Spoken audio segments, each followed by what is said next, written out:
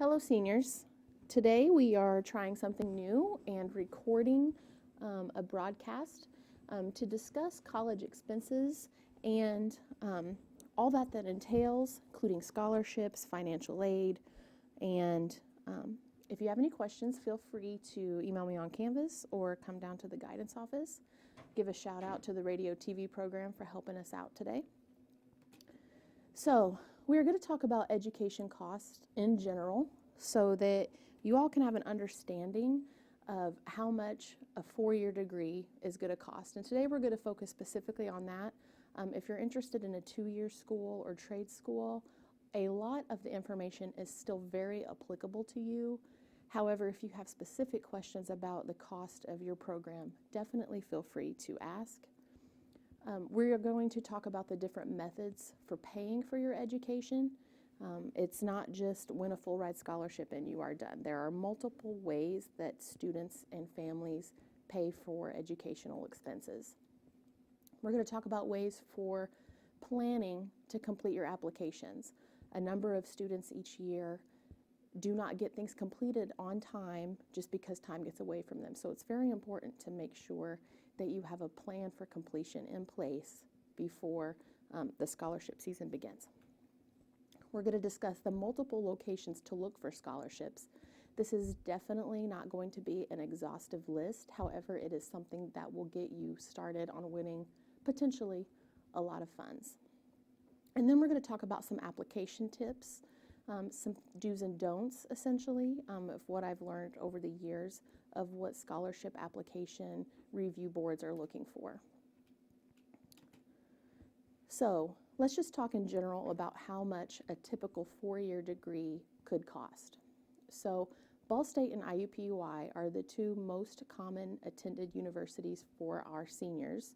So Ball State's cost of attendance is currently, for the 1920 school year, $24,638 per year. So that includes tuition and fees, book supplies, room and board, expenses, pretty much the full package of what it's going to cost to attend Ball State is $24,638. Now, you have to understand that that is per year. So a four-year degree, a bachelor's degree, should take you at least 4 years to get, so you have to take $24,638 times 4. That's what your degree is going to cost you. Most families do not have almost $100,000 in the bank, so how to reduce that to something more financially manageable is really important. So let's review cost of attendance at IUPUI just for 1 year. So if you live on campus, tuition and fees are $9,700. Now notice that that's not different whether if you live on campus or if you live at home like that. Everybody is going to pay approximately $9,700 just in tuition and fees. Books and supplies are $1,100. That doesn't change. Now room and board. If you live on campus, it's $10,000 per year for room and board. So that pays for your actual room, the place to sleep, and your meal plan. That costs $10,000. If you live at home, essentially that could be zero. Hopefully your parents have said, hey, we're not going to charge you anything to stay here.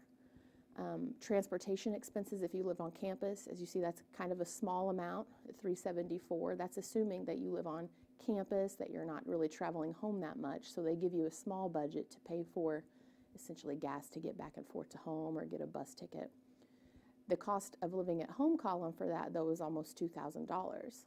Now that takes into account the significant amount of gas that you're going to have to need for a car, traveling home, various expenses, tires, maintenance, blah, blah, blah. So that's a significant increase under that column.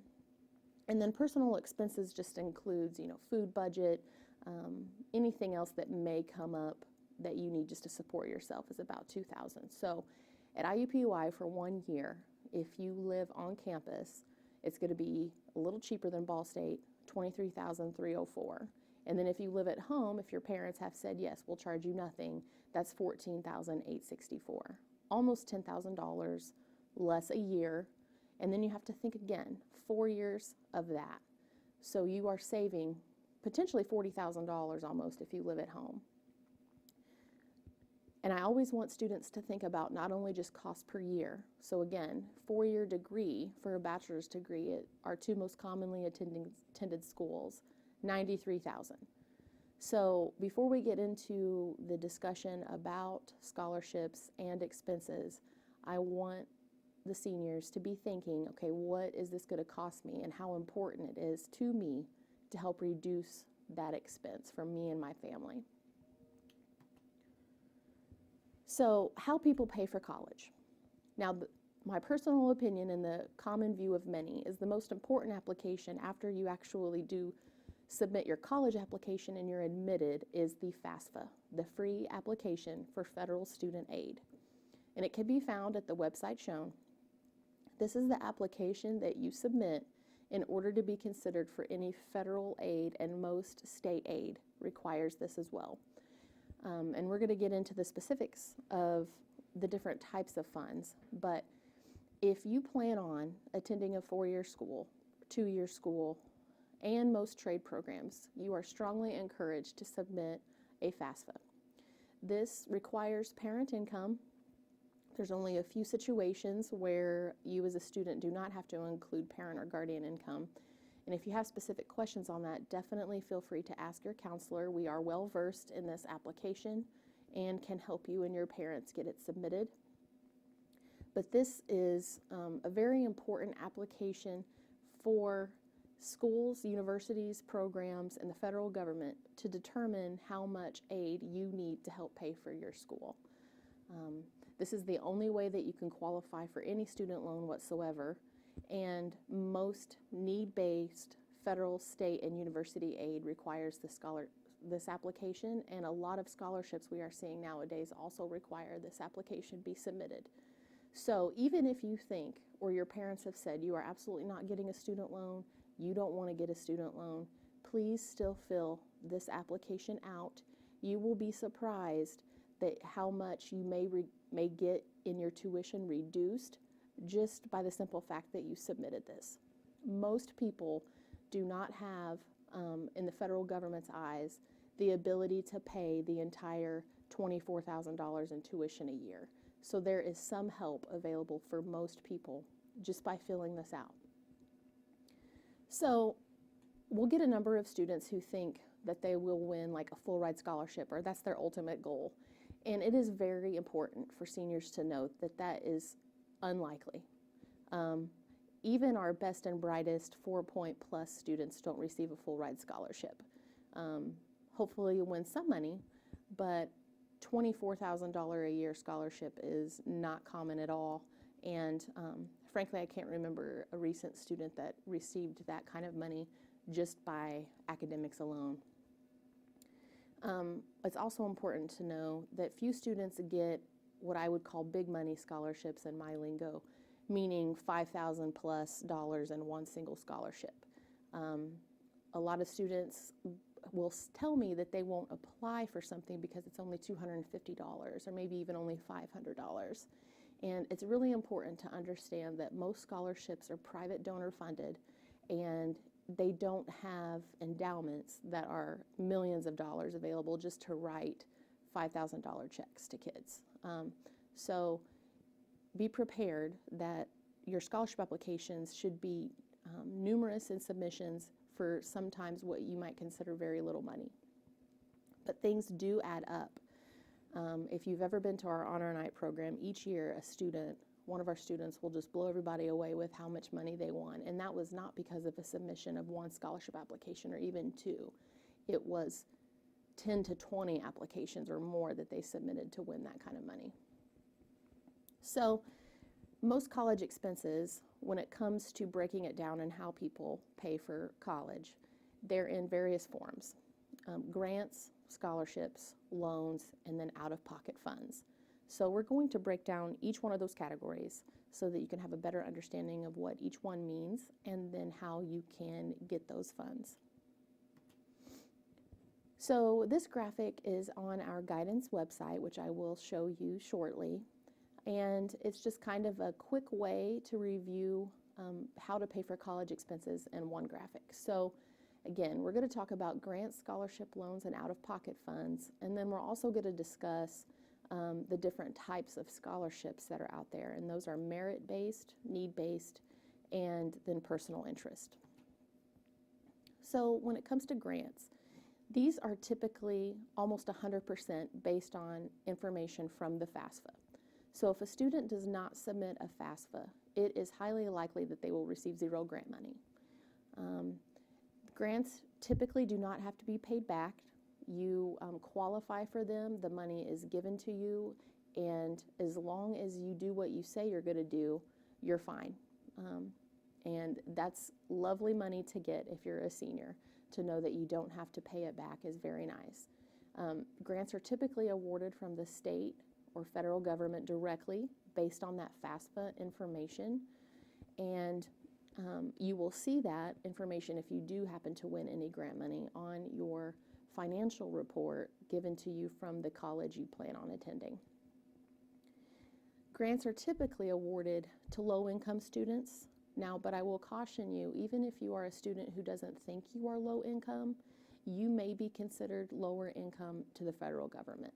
So don't make any personal judgments at this point. I want all students to keep all doors and windows open. So apply for everything and let somebody else decide if you get it or not. And grants are also sometimes based on specific areas of need. So right now, you may have heard about the teacher shortage nationwide.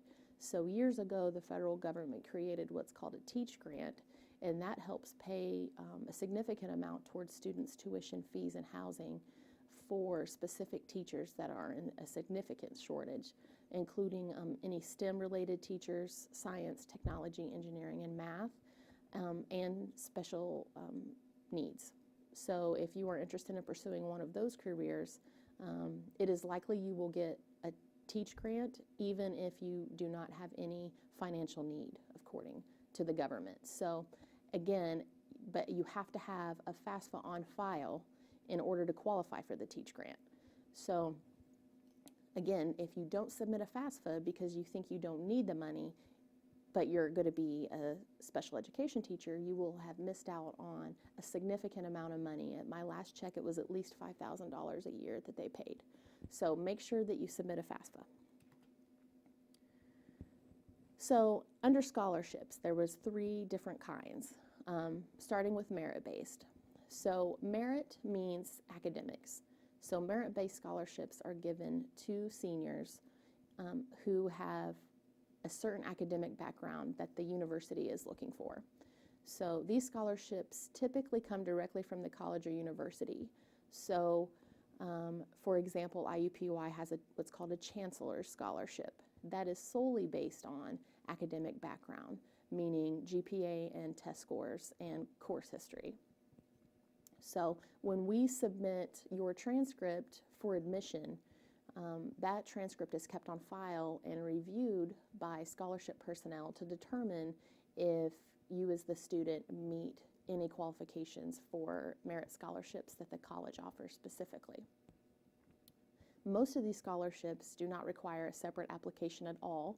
They just take our transcript and your college application and determine if you meet the qualifications. So these scholarships are usually a nice amount. I would say $500 is typically the minimum that you would earn from a merit-based scholarship, and some of these go well into the thousands. And I will point out that I recently learned more schools are taking FAFSA information into consideration, even awarding merit-based scholarships, because they want to make sure that they meet the financial need of the student as much as possible. So even with merit-based scholarships, that it's primarily only high school transcript, GPA information, class rank, SAT scores, course history, there could be a possibility where a FAFSA could help you even more on this. So I would encourage you to also submit a FAFSA, even if you're hoping for as much merit-based scholarships only. Another type of scholarship is financial need-based. So these kinds of scholarships typically come from the state and federal government. So kind of how it works is the university in question will get your FAFSA information. The government has seen it, and they'll say, we're going to send more money to the university to help cover the financial need for these students. And then the university will delineate that money to each individual student of need. So financial need-based scholarships are based on the financial situation of the student and the student's family based on the FAFSA. So again, if you want to qualify for any need-based scholarships, the FAFSA is essential. Most of these also do not require any additional application. They'll take your college admission application, your transcript, and the FAFSA and determine what amount of scholarships you're eligible for. The third type of scholarship is what I call personal interest scholarships. These are the scholarships that students typically hear about, something from Coca-Cola or Witham Hospital. They typically come from national, state, and local organizations. These are privately funded from donors, and then there's a scholarship committee that will review applications and decide who wins the money. These almost always require some sort of separate application that a student will fill out. They typically go to students with certain majors, certain colleges. For example, there's a Purdue Club of Boone County, so Purdue has clubs across the state. Boone County has a chapter. The Purdue Club of Boone County gives a scholarship to a student attending Purdue. They're not going to give it to a student attending IU. That would be a terrible sin for them. So it's a specific university major that a scholarship like that is going to look for. It can depend on your career goals. So, for example, the Sheriff's Association that I list, they give a scholarship every year to a student wanting to go into law enforcement. The Thorntown Businessman Scholarship primarily supports students who want to go into some sort of skilled trade or vocational school. Kiwanis wants to support students who have been involved in community service. So that's a personal interest of theirs that aligns with their organizational goals. So that is how personal interest scholarships work. You have to meet certain criteria specific to your major, university of interest, career goal, or an interest. So student loans. Any student loan that the government helps subsidize requires a FAFSA. Absolutely requires it. There are private loans out there that comes from a family's like bank. Most banks have some sort of student loan system available. Those are typically at a higher interest rate than the federal government loans. So you are strongly encouraged, if you need a student loan, to secure one through the federal government first, which requires a FAFSA. Now, student loans have a bad reputation, and they're not ideal if you don't need the money. However, many times student loans are necessary to be able to afford education. If you pay attention to the news, the average American student has a little over $35,000 in student loan debt after exiting their education. Another important note about that is not every student actually earns their degree. You take out student loans each year of school if you so choose, and those keep accruing interest. And then even if you never finish your degree, you still have to pay that money back. So if you do take out student loans, I would use that as a push to make sure you do finish your education so that you can get that degree and hopefully make that extra money, and then you can pay the student loans back. So if you become the average American student with over $35,000 in student loan debt, that would approximately translate into $350 a month for the next 10 years to be able to pay that back at current interest rates. So that is a significant monthly payment. If any of you have a car payment, if you pay your own insurance, $350 a month is nothing to laugh at. So when it comes to student loans, they could be essential to you. However, you want to be as responsible as possible when taking that loan money out, and then you want to make sure that you pay it back. So let's do some simple budgeting, just so you're aware of how student loans can affect your budget in your future adult life. So this is just an example of a typical budget just to survive. So you have housing expense. So you graduate college, hopefully you go get an apartment. It'd be about $750 a month around here. You have a car payment, you have food expense, electric. Everybody pretty much needs internet anymore to succeed in college. You have personal products that you're going to need. You need some new clothes for your job. You have insurance. And your budget may be different than this budget. So that all totals up in this budget to $19.50 a month. And then college graduate, if you earned $32,000 a year after taxes, that would translate in after taxes to about $2,000 a month. That's only $50 difference. And so if you look at the budget above, nothing on there talks about anything really that fun. So there's no going out to movies, there's no going out to restaurants, buying anything new on the internet, playing video games. None of that's on there, and you only have $50 a month to pay for some of that cool stuff. So when it comes to thinking about your future income and budget and how many student loans you're taking out, you need to decide, will I be able to pay this back with my future career? So, for example, if you are going into education, your starting salary at WeBo would be about $36,000. That is before taxes. So and that's a comparable starting salary for many districts around here. So if you're pulling in $36,000 for your job and you have a similar budget to this, you're not going to have enough money to pay a $350 student loan payment at all, and then nor will you be able to actually do anything fun. So you have to stop and think, okay, is the degree I'm going to get me the salary that I need to be worth the student loans that I'm going to take out? So maybe I shouldn't take out those student loans. That's the logic that I want all seniors to be thinking about just when it comes to financial planning and management. Again, back to the student loan crisis that we're in, many students are defaulting on their student loans, which will drastically affect their credit score, ability to buy a home in the future, to get any kind of loan. Most of the time, student loans, do not fall into bankruptcy, so you still have to pay those back.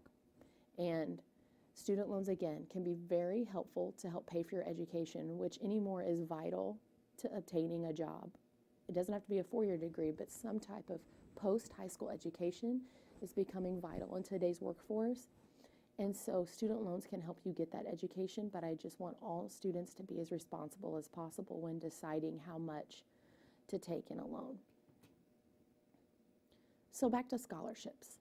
When it comes for where to look at them, the Western Boone scholarship newsletter that I put out is pretty important. So this scholarship newsletter contains most of the local scholarships that advertise through the school. About not quite a month ago, right before fall break, I sent out a scholarship newsletter that had the very first one that had a list of the scholarships.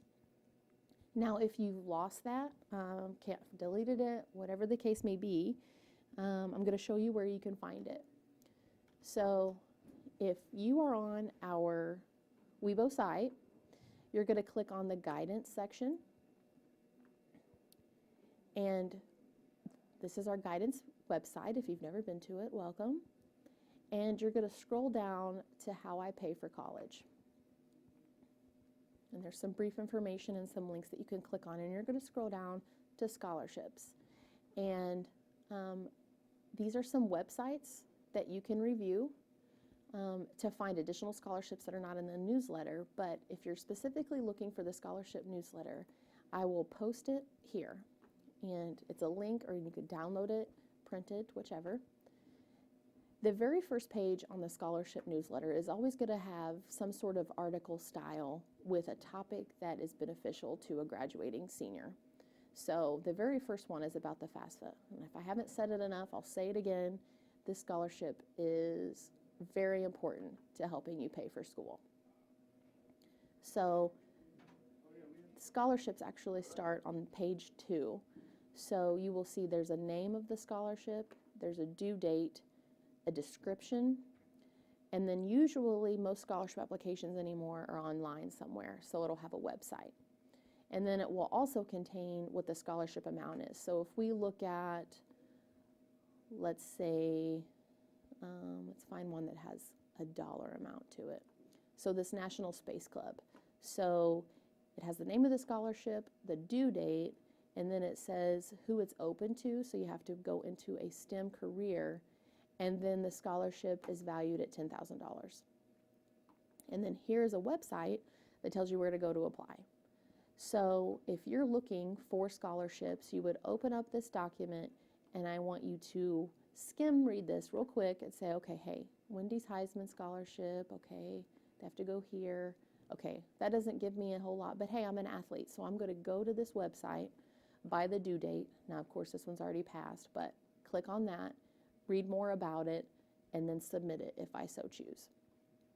Now, we are getting into the scholarship season, which starts typically in January. So right now, the scholarship newsletter is 3 pages. And typically in the high season, this will be 6 pages long. So every time I send one out, I will put a star beside any new scholarship so that you don't have to review every page of every document every time I send one out. You can just look for the ones that have the star beside it and see if that new scholarship applies to you. So there are scholarships that will say in the newsletter, it's a paper application, and most of the time I will put those on the guidance website, or it will say it's available in the guidance office. In our office, there is a drawer labeled scholarships, and inside that drawer is a bunch of applications. They're in alphabetical order. So anytime you find a scholarship that says it's available in the guidance office and you want a paper application, just come in, ask for where the scholarship drawer is, and then find it.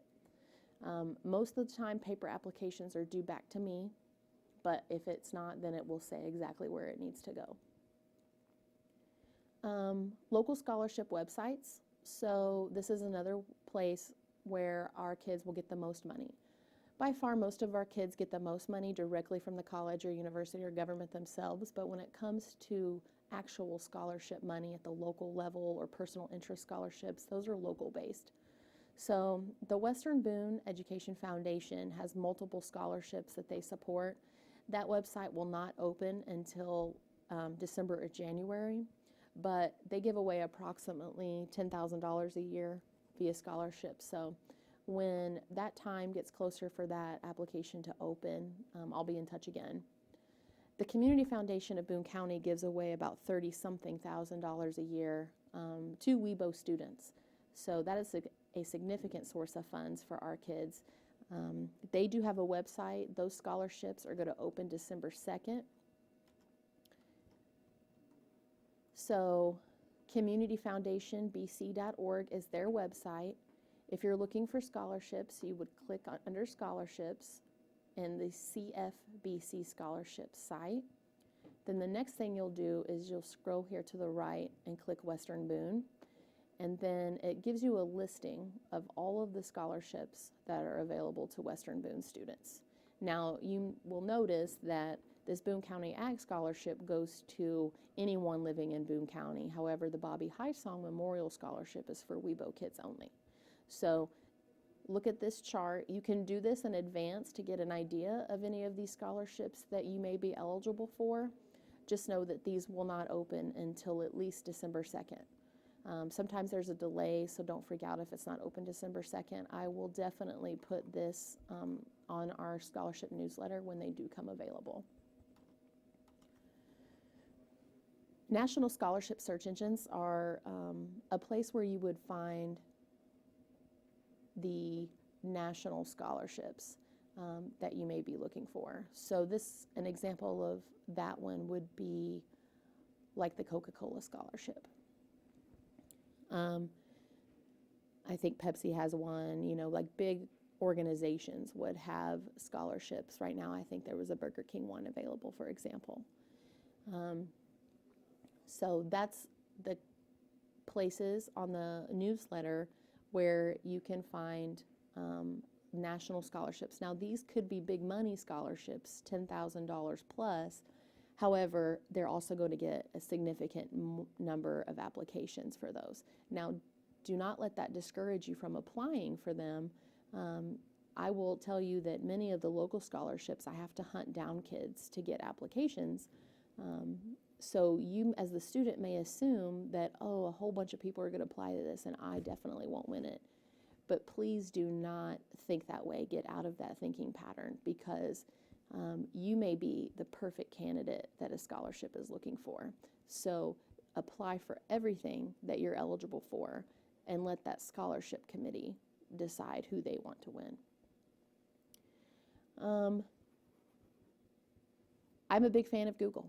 So if you type in scholarship for doing hair, cosmetology scholarship, let's say, you may find some scholarships that were never advertised to me, so I wouldn't know to put it on the newsletter. So keep in mind that there are more scholarships out there that are on the newsletter for sure. And so it really just takes time in finding them.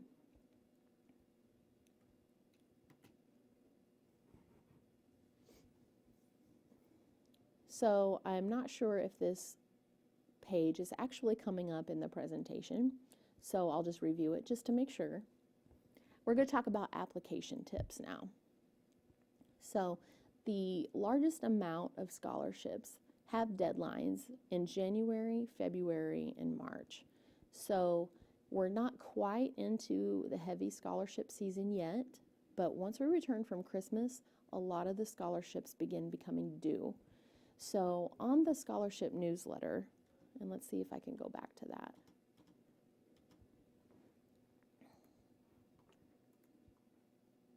So I'm not sure if you can see this, but the date on the scholarship that is to the far right, that is a received by date. So if you turn in a scholarship and it says it's due January 1st, it is due in the scholarship committee's hands by January 1st. It's not due to me by January 1st. So that is important to know. Many times I will have a student bring a scholarship to me on the day that it is due, and I will tell them that I apologize, but I can't take that and be responsible for it.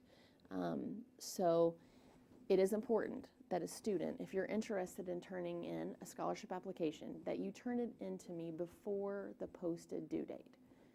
A lot of times those have to be mailed, and so that would take a couple of days. By the time I take it to the post office and drop it off, it's going to take a couple of days to actually get to the recipient.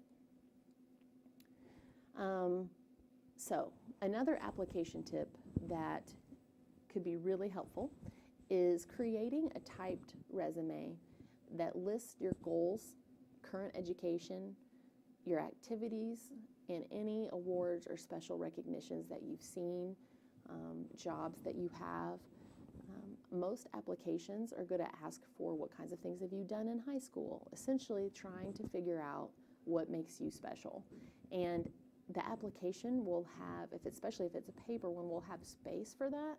However, it would look much more professional if you had a typed resume, and then on the actual application you just write "see attached," and then they can look at the very well presented resume and automatically assume that you're a professional student who's going to be successful. When you go to a scholarship website, you will have to make an account with that scholarship site.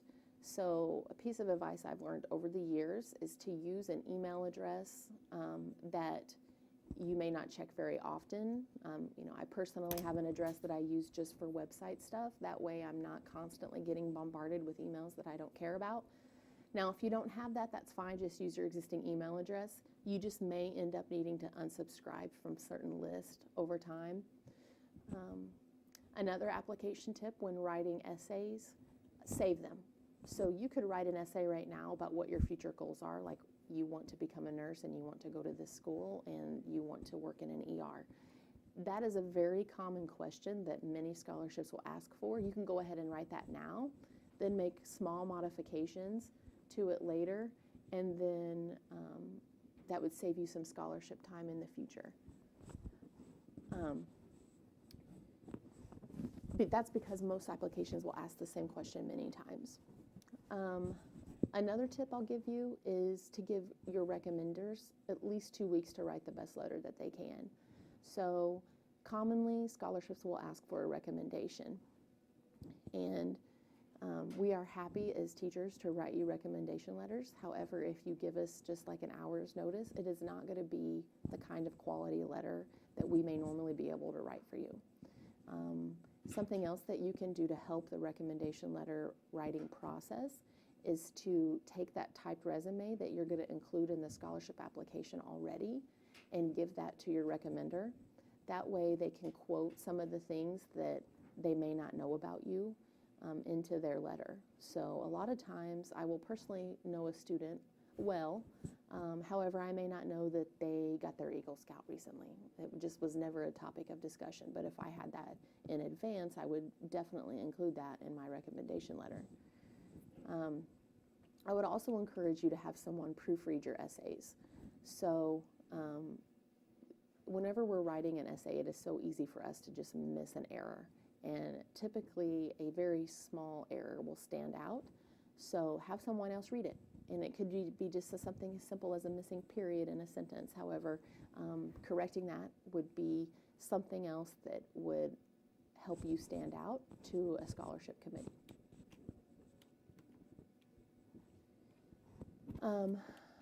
So another application tip, if anything can be typed, type it. So handwriting is difficult to read, even for the best, most legible handwriting, and it could be something that makes the difference between you and another candidate. If you do have to handwrite something, use blue or black ink. I would prefer black. Make sure that you always use proper grammar and punctuation. That's common sense, however, you would be surprised. Do not use a thesaurus. So a common thing that we will see is a student wants to make their application look fantastic and they want to sound really professional and really smart. You are smart enough without using a thesaurus. Most of the time, if you have to use a thesaurus, you don't know what that word actually means. So it won't sound right if you use it in a sentence. When you're writing essays, limit personal information that you share. So you want to make sure that you let a scholarship committee know about any challenges that you face, but you want to do it as professionally as possible. It's an awkward situation for a scholarship reader who does not know you personally to learn very challenging information about you in such an abrupt way. So this is where, if you want to share personal information about the experiences you've had, I would ask a trusted person to read your essay first before submission.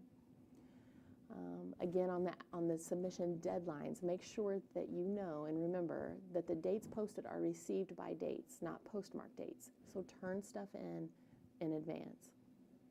If you're not sure where an application needs to be submitted, make sure that it gets to me. And it gets to me in advance of the due date, because I may just be able to submit it for you or tell you hurry up and get that in the mail. And make sure that you remember that you are asking people for money. You're asking people who don't know you for money. So you want to be impressive.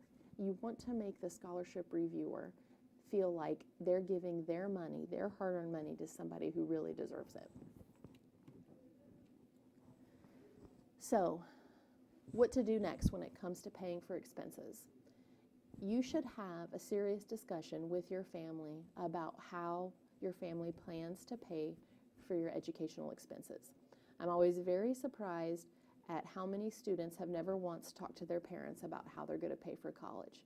That a student has always assumed that they can go to a four-year school, but they've never once talked to their family about how they're going to pay for it. And then when it comes down to senior year, they learn that a four-year school is not attainable for them, with their family support at least. So it is important to have that discussion with your family now. If you haven't completed a FAFSA already, do so. It's not technically due till April 15th in our state. However, the state of Indiana has a set limitation of funds available. So the sooner you get your FAFSA in, the sooner you will get an accurate representation of what your family should expect to pay for your schooling. I also want you to set a plan for your college expenses and how you're going to apply for scholarships to help pay for those expenses. So my personal advice is to set at least 1 hour a week aside to search and complete. You don't want to do too much time every week because it's exhausting and it's very stressful. However, if you set aside an hour a week, that should be plenty of time for you to get your scholarships done as long as you're focused and committed. When I send out the scholarship newsletter, I would circle or highlight scholarships that you plan on applying for in order by deadline and then work in that order. It makes the process very efficient. So if you have any questions, please email me via Canvas. Come see me in guidance. This is the first time around that we are trying this method of presentation. And I know that there have been some bugs, but I appreciate your patience. So again, I'm happy to answer any questions that you have. So I want to give a shout out to Radio TV for helping me out. So thank you very much, Mr. Foxworthy and his group of students. So thank you so much for listening and paying attention, and let me know if you have any questions. Thank you so much. Have a great day.